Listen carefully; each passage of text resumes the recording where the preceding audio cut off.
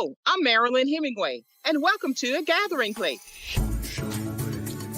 I said, I'm stepping back because we have young voices who want to be heard and they're moving on something. Branding is really important to you and your business. Even a basic type of technology, you'll learn it all. And people are Good question.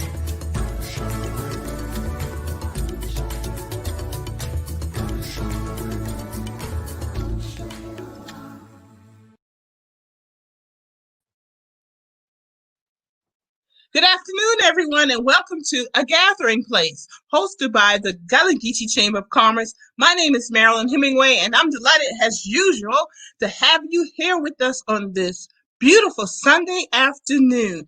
And I have a special guest with us, the wonderful Mr. How can I say Mr. Dr. Thaddeus John Bell? I don't know where that Mr. came from, because I need to put a doctor on that. Oh, that's okay. How you doing? I'm fine, Dr. Bell. Thank you for joining me today to have our usual conversation about COVID-19. And now with the vaccines coming up and the holidays, we want to get into that and what we should and should not do. But I want to remind everybody, mask, wear your mask. You know, I have bags of these N95s. Hand sanitizer and hand wash those hands, folks. I'm going to remind you at the end of the show, too. But we have Dr. Bell joining us to give us some updates on COVID. Oh, very nice. I like that mask. All right. See, Dr. Bell and y'all, we serious about this. I don't leave the house without a mask. I keep them in my car, keep them in my pocketbook. So if I forget to bring one from out of the house, I have a bowl full inside the front door. So if you walk in my house, you have to slap a mask on because y'all not gonna give me the corona. But Dr. Bell, we want to get into COVID, but before we do, I want to remind everyone, drop your questions and comments into our comment section, and we will try to answer those questions as soon as we can. But we'll hopefully give you the answers as we talk. Dr. Bell, why don't you update us on COVID? What's going on with the COVID right now, and what should we know?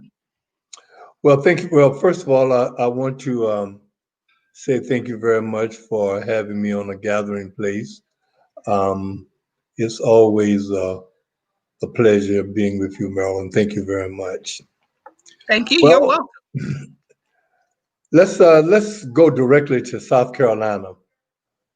Right now, we have already about 250,000 people who have been exposed to COVID. Yesterday, I think we had 19 people who had passed away from COVID. The positivity rate in South Carolina as of yesterday was 19%. I think that's up as high as it has been within the past couple of weeks, at least since March. So COVID is alive and well in South Carolina. Interestingly enough, according to the data, COVID is affecting the elderly, and it is affecting people who live in low-income communities. With that being said, that does not mean that you are not at risk for catching COVID if you don't wear your mask, practice social distancing, wash your hands. Also, don't be in large gatherings. And then the other thing that they recommend very, very strongly is that you try to get yourself tested on a regular basis. I noticed that here in Charleston, people will be able to get tested, and they'll be able to get the results back within 24 hours. So that's all a step in the right direction. Now, when you say what's going on, the thing that people are talking about today is the possibility that the vaccines that have been produced by two companies will roll out within the next week or two in some parts of our state. People will need to know that the state of South Carolina has decided that the people who are going to be eligible for the vaccine are going to be healthcare professionals and people who stay in long-term health facilities. Um, that has come under some controversy, but in general, I agree with that. I think also though that the next group of people that should be available to take the COVID vaccine should be the people who have the pre-existing conditions in the low essential communities, and that would be um, many African American people who are responsible for driving the bus, who are responsible for working in our grocery store, and who are responsible for making sure that we can do our day-to-day living and still uh, be healthy. So I'm hoping that some consideration will be given to that group of people as well. Um, so that's what's going on with reference to the COVID vaccine. Now, the question that is being asked by everyone is the COVID vaccine safe? Let me kind of give you a little history on the COVID vaccine. And by the way, I would encourage the audience that when CNN has these programs on with Dr. Fauci regarding the safety of the COVID vaccine, I would encourage our listeners to listen to what he has to say because that information is very, very helpful. I'm going to try to kind of summarize what he said regarding the COVID vaccine from a program that was done last night. Okay. First of all, the first question and the first concern that most people have is that, well, they made the vaccine too fast and is probably not safe. Well, that's a legitimate question, but I want to explain to people that the vaccine that has been made by two companies and found to be safe was made by 2020 technology, not 1960 technology. All right. Now, what do I mean by that?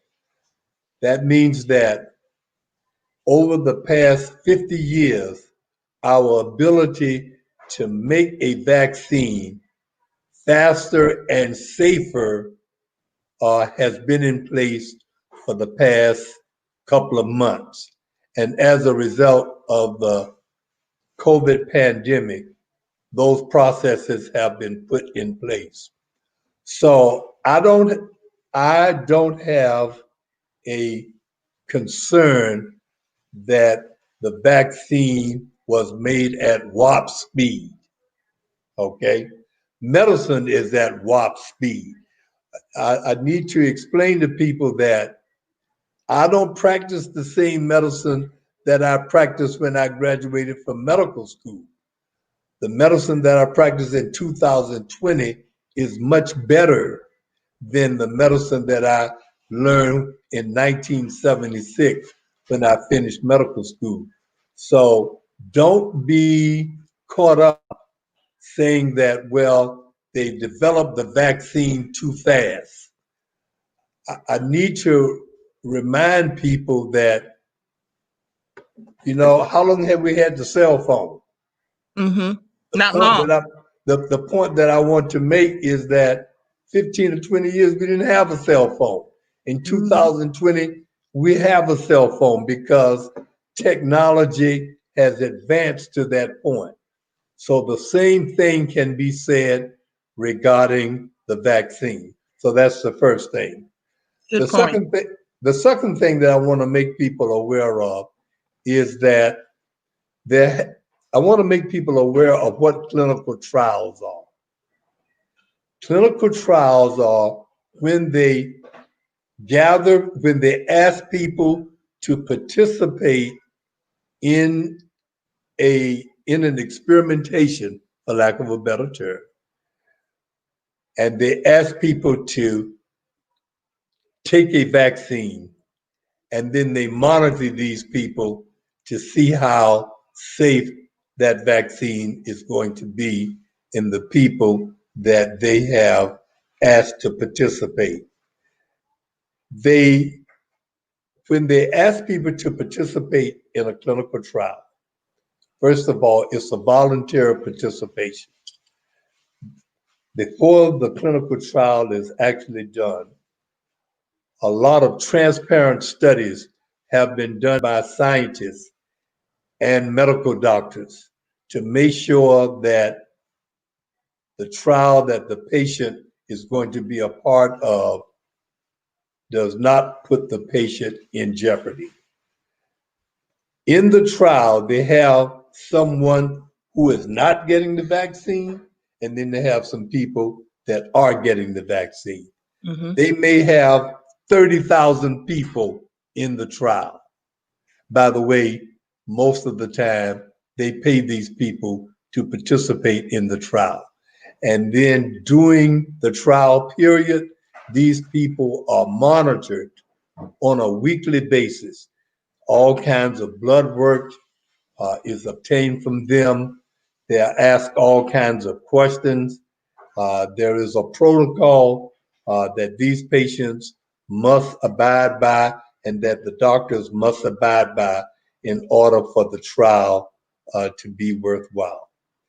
If at any point in the trial it appears as though the trial is harmful to someone, the trial will immediately be stopped and they will look into what's going on. So the point that I want to make is that when you hear patients participating in clinical trials are a good thing. I'm painfully reminded that my daughter Tanisha, when she was diagnosed with cancer, at the last 6 months of her life when nothing else was working, she got into a clinical trial. And it was kind of interesting because they knew how the trial would work. They knew how the chemo would work on white people, but they didn't have enough people in the trial of African American descent to know how the chemo would work with African Americans. So you see, there is a place for African Americans to participate in these trials. Now, this is the other thing. African Americans have had a bad experience with medicine over the past 400 years because we have been experimented on. The one experiment that most of us have heard about has been the Tuskegee experiments. That is where the government tricked African American men into thinking that they were going to be given a treatment for what was referred to at that time as the bad blood, when they were infected with syphilis. Now, one of the falsehoods that's been perpetuated about the Tuskegee experiments, a lot of people think that the government gave the black men syphilis. That is not the case. In Macon County, Alabama, the prevalence of syphilis was already very, very high in that county. That's why the government went there to do the experiment. And the reason that they went there is because We didn't have a good handle on what syphilis does to the human body. We didn't know how to grow it, and we didn't quite understand all of the nuances of it. So they tricked these about 360, almost 400 black men into thinking that the weekly follow-ups that they were going to be doing, they tricked them into thinking that they were being given treatments for it when they were not being given treatments for it. They were just watching it and observing it to see how it would affect African American men. And then in 1945, Maryland, penicillin was discovered. Penicillin was a definite treatment for syphilis at that time. But they being the government, had not learned all they needed to know about syphilis. So they did not tell these men that they had treatment.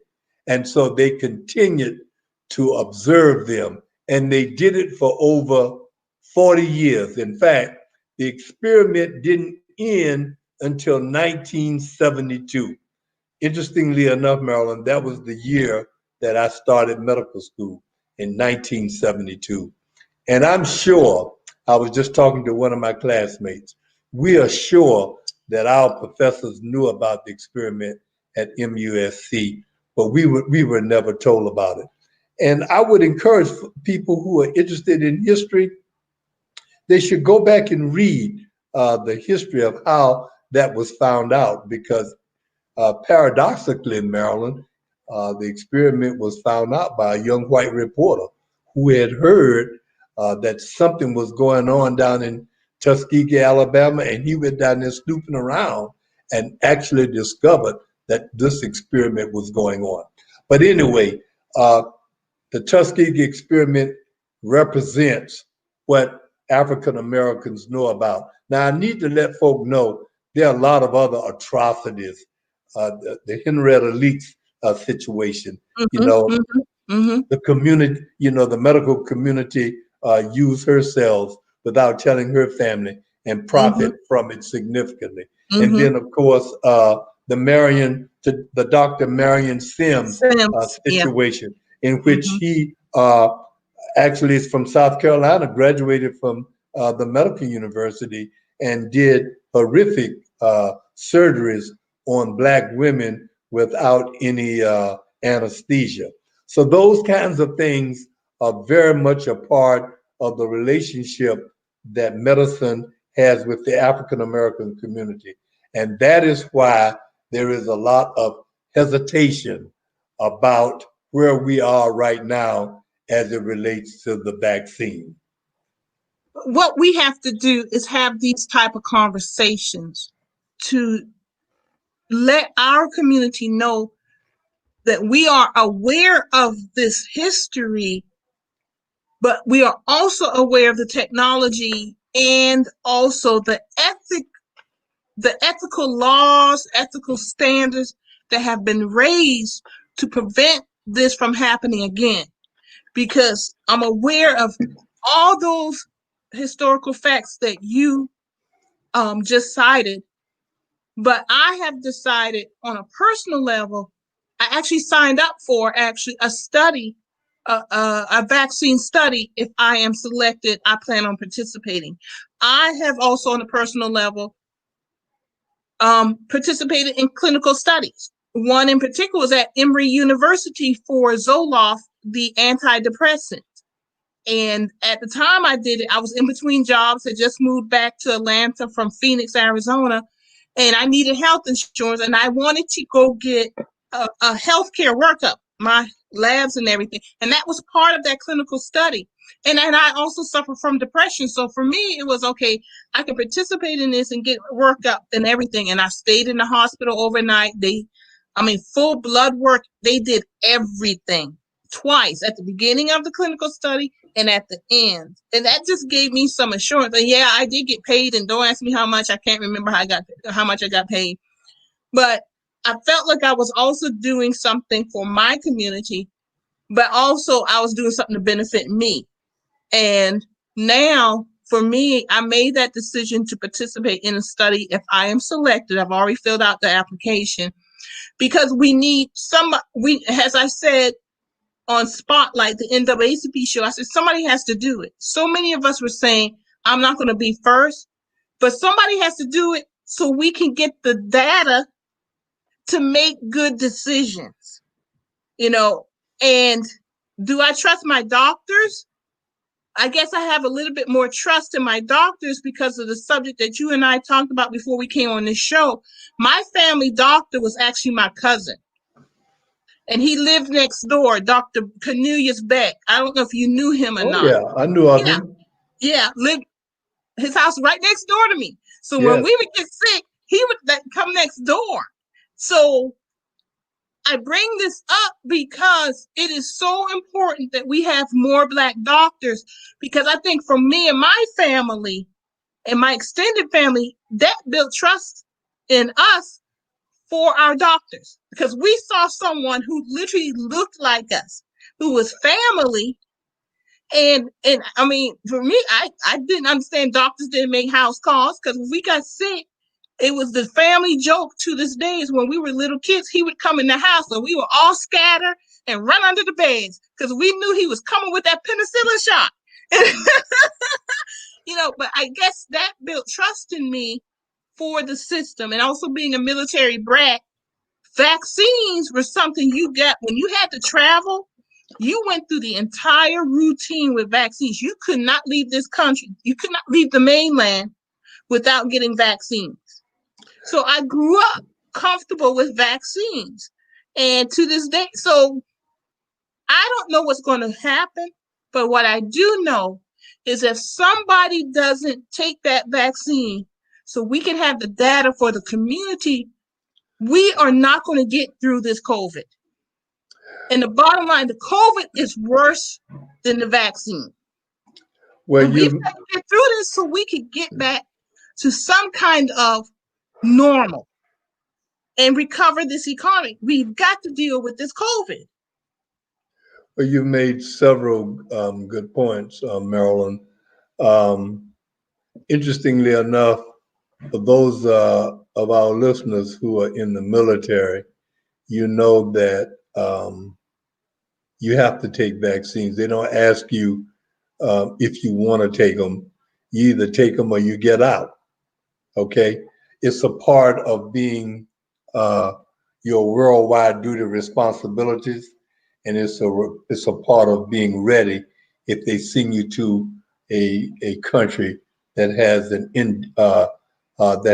endemic situation there. So vaccines, the military people are are already very very well known. The other point that I want to make you aware of with reference to COVID that a lot of people do not understand, and that is Black physicians, Black scientists have been involved very much so in the production of the COVID vaccine that's now getting ready to be rolled out. So, and transparency is there. I like to talk about the medical university because they are doing a lot of clinical trials at the medical university. They have African American professors there. Dr. Marvella Ford is one of the professors at the medical university who is in charge of educating the public as it relates to clinical trials. And I also want to make the public aware that before these trials get to the patient, there is a committee of people that look at the trial and look at what the trial is going to do. And before that trial is rolled out, this committee goes through several different committees before they give approval that that trial is going to be helpful to the public and not harmful to the public. And then I also want to point out to people that there is a part in the trial in which, if it appears as though the person who is getting the chemo or the vaccine, if enough of those patients get sick, the trial is immediately stopped and they look into what's going on. Uh, if somebody dies or if somebody gets an illness that's irreversible, that trial is stopped. And by the same token, what I want to also make people aware is that if they find out that whatever they have under trial is working extremely well, they'll break it again. And then they'll let folk know, hey, the information that we are getting from this trial is very, very positive for the community. So the bottom line is, well, people say, well, what are you going to be recommending? And this is what I'm going to be. My thinking about the vaccine is progressing. I feel a lot more comfortable with recommending the vaccine uh, to patients and to the people who it's going to be rolled out to than I did a month ago, because I know more than I did a month ago. I know and have read about us and read some of the data that's being produced. I've read the reports of the National Medical Association, which is made up of all of the African American doctors. I've read by the way, there's a woman who doesn't get a whole lot of who a lot of people don't know about, but she's an African American scientist who works directly for Dr. Fauci.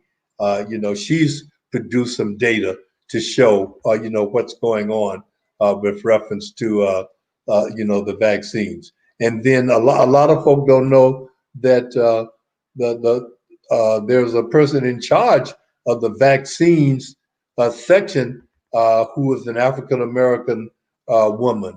So African Americans are very, very much involved in the safety and the transparency of this vaccine. So I'm feeling more comfortable being able to recommend it to patients. Now, what I'm going to do, I'm going to right now follow the process that I've used over the past 45 years of practicing medicine. I'm never the first person to jump out there and try something. Even when new medicines come out, I'm not the first doctor to say I'm going to try this. I'm going to wait 2 months. That's just the way that I've practiced over the years. All right, so I'm going to wait. I think the thing that needs to be explained to African American people is that, number one, people will experience side effects. And we need to explain to people what the side effects are. All right. And we need to explain to people that the shot is given in two parts.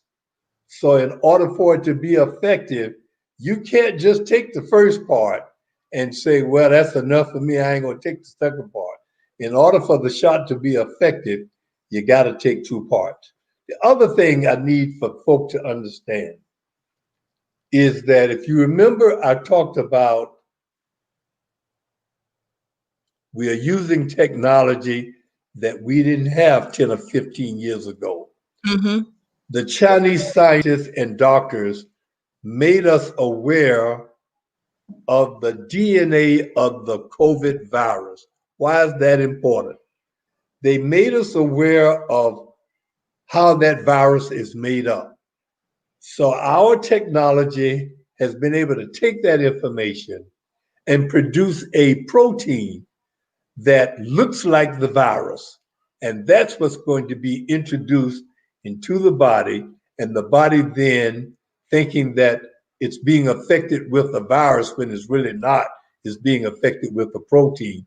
It's going to begin to rev up. And when you get symptoms, that means that your immune system is actually acting like it's supposed to act if a new um, particle is introduced, because the body thinks that that's the virus. So it's automatically going to begin to rev up. It's going to produce antigens and antibodies that's not strong enough to make you sick like you would get COVID, but strong enough to provide you with some protection so that you'll have 1 or 2 days of illness and not the COVID illness itself. So I think that that's what needs to be done. Unfortunately, I'm a little disappointed that not enough African American doctors have been invited to be on television and places where African Americans would be able to get this information to kind of explain that to them. So I'm happy that your program is addressing that issue, because I think that we do need to have that information. I'm also impressed that President Obama is going to take the vaccine. President Clinton is going to take the vaccine. President Bush is going to take the vaccine. And even President-elect Biden and his vice president is going to take the vaccine after it has been approved by Dr. Fauci. So it's somewhat of a paradox, Marilyn. I understand why African Americans are suspicious, but I'm encouraged that enough has been done, and I'm thinking that this virus is going to be safe for African Americans to take. And you know, Dr. Bell, I agree with you, and I understand it is a paradox. But so often we talk about stepping out on faith, and I think this may be an instance that we need to step out on faith. And the good thing is God gave us the minds to have science. so you know, we have the minds to do science, and this is what it is. And at some point, we do have to step out on faith, not to make this too spiritual, but if we're going to talk the talk, we need to walk the walk. Right. And knowing that there are risks. And I'm not making light of the concerns of folks at all. I do understand that. But we do at some point need to walk the walk. Some of us, so maybe others. And that's why it is important, as you pointed out, that the former presidents said that they would do it and would do it on TV if that Right. would help. Right. And I think that would go a long way. I do agree with you that we need to see more doctors. I'm trying to find something that I shared because Senator Mia McLeod, they're going to, I think Morehouse is doing something December 8th with black doctors on a panel with Dr. Anthony Fauci. You know, if I can't find it, definitely go to the Facebook page for Gallagher Chamber of Commerce because it's on there. I shared it on a number of pages, and that's a good thing also. And not just this show, but other shows. The network every Friday at 4. Our friend Dr. Winston McIver, he goes on the network every Friday at 4 and talks about the COVID, and it really has been really good about educating folks, and also you have been on this show and through your Closing the Gap in Healthcare, educating folks about COVID, but also about healthcare. And now, so I want to talk about the vaccine for a moment. I think part of the issue is a lot of us don't understand how vaccines work. Yeah. So I'm so glad that you explained about the protein and how the body, you know, it's introduced in the body. And basically the body is saying, there's something I don't recognize here. Let me increase the defenses. Right. And protect the body. It's protecting itself. And that's why you have side effects. But the side effects are never the actual disease itself. It's the side effects to this invasion into your body that's been deliberately created to ramp up all your defenses. And I had the flu shot this weekend, and actually It was pretty good. It just a little pinch, and I've been good. I haven't had any side effects. But a couple of years, I actually did have side effects. But my understanding is every year it's a different type of flu That's right. that they created vaccines for. So you don't know how you're going to react. And I've heard even people talk about the flu saying, I caught the flu. I had the vaccine and got the flu. You didn't get the flu. You had a side effect. And believe That's me, right. I've had the flu a couple of times. And I remember one time, this is when my parents were still alive. And I ended up on all fours in their bed from a high fever, waking up because that fever was just, it took me to a place with that flu that you never want to be at. And talking about, I was out for a week with the flu. And then you have to, some people, it takes months to recover from the flu. So the flu itself is no joke, folks. But we need to take that vaccine. And I took it this year and almost every year since I've reached 50, a certain age. Well, let's Go ahead. mention a couple of things about what the side effects are. Now, Okay. interestingly enough, last night on CNN, there was a lady who she and her husband had taken the vaccine, and he had the placebo, Mm-hmm. which is nothing. They just gave him a shot of distilled water, and she had the vaccine. He didn't have any side effects. She had major side effects. And let me tell you what she described. The first thing she described was pain at the injection site. She said that it was a little painful. A couple of hours later, it was a little uncomfortable. She mentioned that she developed a fever, and the fever lasted for a couple of hours. Then she said a couple of hours after that, she developed musculoskeletal pain. In other words, arthritic-like pain, muscle soreness. And she also said that she developed some GI symptoms, some stomach, uncomfortable stomach. She said that she took naproxen, which is a non-steroidal anti-inflammatory drug, which is kind of like a first cousin to Advil. And she said that within hours, her symptoms went away. And she said these symptoms she was able to tolerate for about 24 hours. Okay. Then she got the second part of the shot 2 to 3 weeks later, I think she said. And she said that she got some mild symptoms of what I just described, but they were not as intense as the first shot. And now she says that her body is all ramped up. They have been able to draw blood and see more of the antibodies. So she feels like the COVID shot is going to, is going to give her protection from not necessarily getting COVID, but from getting COVID to the point where it will cause her to be on the respirator Mm-hmm. and looking at death. And that's what you So, want to prevent. and that's what you want to prevent. So, I don't want people to think that you're not going to get any side effects, because there's a good chance that you will get side effects. But the question that you should be asking is, how bad are the side effects? And is the side effects going to put your life at jeopardy? That's Mm-hmm. what you should be. That's what you should be concerned about. And based Mm-hmm. on the data that we have, that is not going to, that does not appear to be the case. But now, Marilyn, I got to tell you, if you give this COVID vaccine to 150 million people, somebody is going to have a side effect that may be worse than what I described.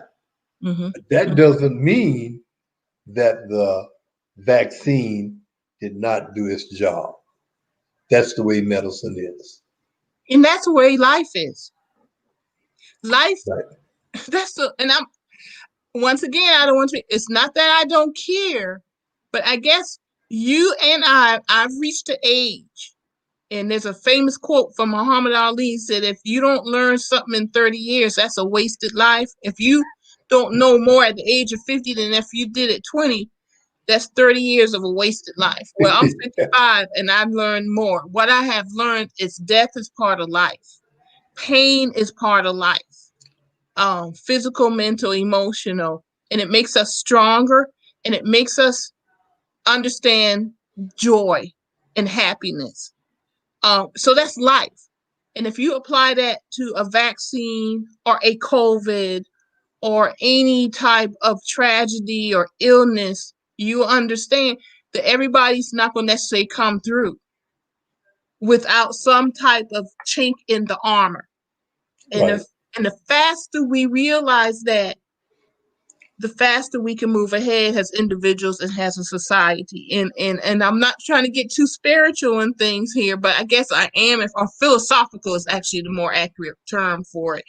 But that's the way we kind of have to look at it.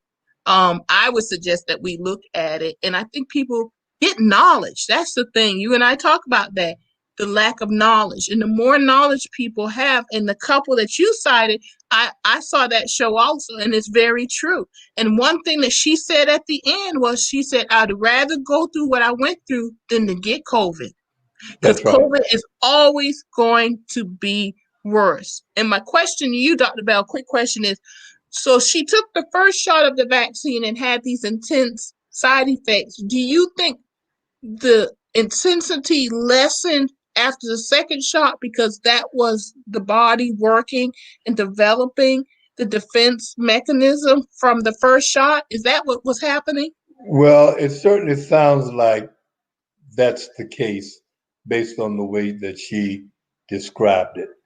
But I continue to remind people that the bulk of the information regarding the vaccine is still unknown. We know that it's going to be fairly safe, 95% safe. We know that it's going to be, it's going to do what it's supposed to do, but there are still some unknown questions out there that we do not know. We are still watching an event unfold in real time. Yes, we are. I have to remind people, I reminded people that when it first came out, we are watching a vaccine and we are watching how it affects the body and we are watching it in real time. That's what made it so virulent and so difficult to treat, because when it came out and started doing all these things to people, and we had not seen these complications before, and we were just trying stuff. And as time went by, we got better at what we were trying to do to save people's life. And next year, this time, we're going to have a lot more information than we have today. And so, unfortunately, that's the way it is. One final thing I want to remind people of, though, the flu vaccine does not protect you from COVID. Let me repeat that. The flu vaccine does not protect you from COVID. And we are recommending that you should get the flu vaccine as well. You can get COVID and the flu at the same time, because remember, they are caused by two different viruses. Very So good. we And want thank you for reminding us. I do recall probably a previous show back during this summer, we talked about getting the flu shot because we knew flu season was coming up. And it just helps you prepare your body for that COVID season that we're slamming into right now. But it is two different viruses, folks. So that's one reason I'm doing all I can to stay safe. And I want everybody to do the same thing. So get your flu shot. I did. one of the things one of the things that I've always been a proponent of getting the flu shot. I mean, I've been talking about getting the flu shot for the past well, as long as we've been doing Closing the Gap, I've always looked at the data and recognized that African Americans, particularly because of pre-existing conditions, needed to get the flu shot. Now, here's some information that's hot off the press. We think historically that the flu is causes respiratory complications. In people who are 65 and above, if you get sick with the flu and end up in the hospital, those people die from a heart attack or congestive heart failure. So we know that the flu not only attacks the lungs, but it also, in people 65 and above, it also causes them to have an acute heart attack and also congestive heart failure. So the flu is nothing to play around with. In South Carolina, we have somewhere between 16 and 22,000 people a year that die from the flu. We just don't hear about it, but people do die from the flu. So we're encouraging people to get it. Dr. Bell, I was reading something very quickly. I didn't really get in depth with it. Maybe you saw it, but there was a doctor who's saying they want a study done to see if people are getting less flu this year, not because more people are getting the shot. Well, I think people are getting the shot, but because we're wearing the mask, we're not breathing the flu on each other. You're absolutely right. I read that study. Yeah. So Yeah, do you think there's something to that? Oh, no question. We are already beginning to see, because we wear the mask and both of the viruses travel on droplets. When we wear the mask, not only does it protect us from getting COVID, but it's also going to decrease our prevalence of getting the flu. So you're absolutely right. What you read is correct. I've read that. And that's another good reason why you should wear the mask. By the way, I read an interesting article this morning of an African American pastor somewhere in New Jersey who invited Dr. Fauci to her church. And he talked about the vaccine. And they did a survey before he came, and then they did the survey after he left. And a significant number of people, after Dr. Fauci explained to them pretty much some of the same things that we talked about, felt a lot better about getting the COVID vaccine when it becomes available to them. So Marilyn, education is key.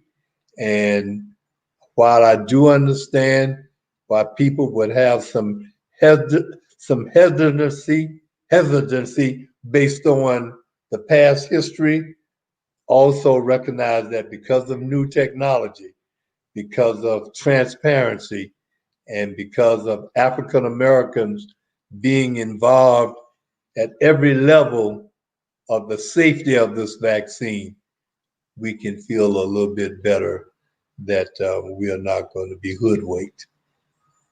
Very good. Thank you, Dr. Bell. I really appreciate that. And before I let you go, because our time is running tight, I want to remind everyone that Dr. Bell, I invite him to come on, and he readily comes on. So I was kind of late today asking him, but he stepped up as usual. He has a lot of knowledge to share with us, and I always appreciate it. And I asked him, he gives up his time, but I wanted to make sure I give something to him. And I will give something to Dr. Bell, but what he asked me to do is make a donation to his scholarship program on his website for his organization, Closing the Gap in Healthcare.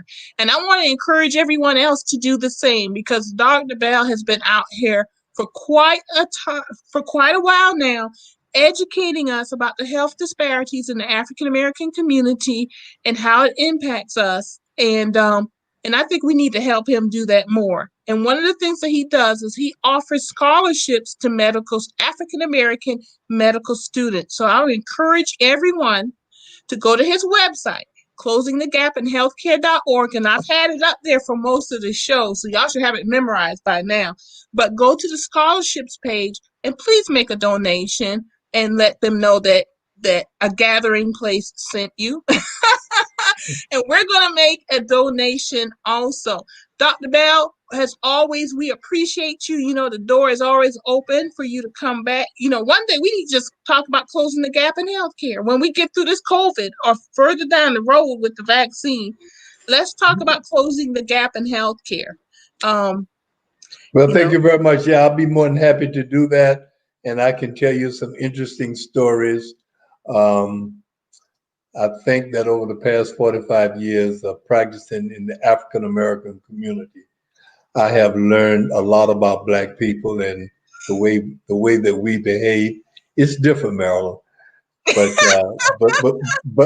Yeah. but it's all good. It's all good. But we love our people. We love our community. Absolutely, absolutely. And this is why we do what we do, you know? That's right. Yeah. As I told a white audience several days ago, Black people got their own perspective about everything that you all need to listen to. Yeah. So true, Dr. Bell. And that's actually a good time for us to end the show. Those are good words to end the show on. But I just want to remind everyone, y'all go to that website, Closing the Gap in Healthcare. Go to the scholarship page.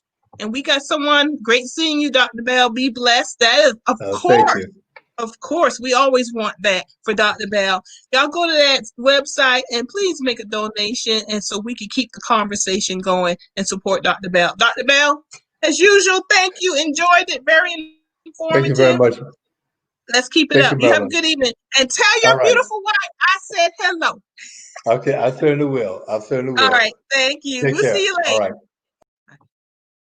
All right, everyone. So Dr. Bell joined us today and gave us good information about the COVID-19 and what's going on with it now.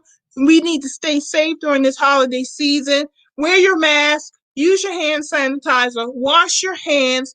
And y'all, I know we love our families and we want to be close to our families, but unfortunately, during this holiday season, we need to stay apart. So when we are together again, no one is missing. So we encourage everyone. We know you want to stay with your family, but just as we visiting you now online live, do it with your family. My family, we did a 2-hour or longer Zoom. And the nice thing about it, over the Thanksgiving holiday, we all got to see each other that we hadn't seen in a while. Or unfortunately, the last time we saw folks was at my father's funeral this year. But we were able to come together as a family and really have a good discussion and some good laughs and just update each other on what was going on in our lives. So there's some positives, folks, to the Zooms and other methods to meet each other online. But because we love our community, Dr. Bell and others, we come to you every Wednesday at 4 and Sunday at 4 and just share our knowledge or just ask questions. And we encourage all of you, please wear your mask. Please use the hand sanitizer, wash your hand, practice social distancing. And if we have to stay apart now so that the next time we are together, no one is missing, let's do that. Thank you for joining us this evening. This is Marilyn Hemingway with A Gathering Place, hosted by the Gullah Geechee Chamber of Commerce. We look forward to seeing you next time. Have a good weekend. Enjoy and good night.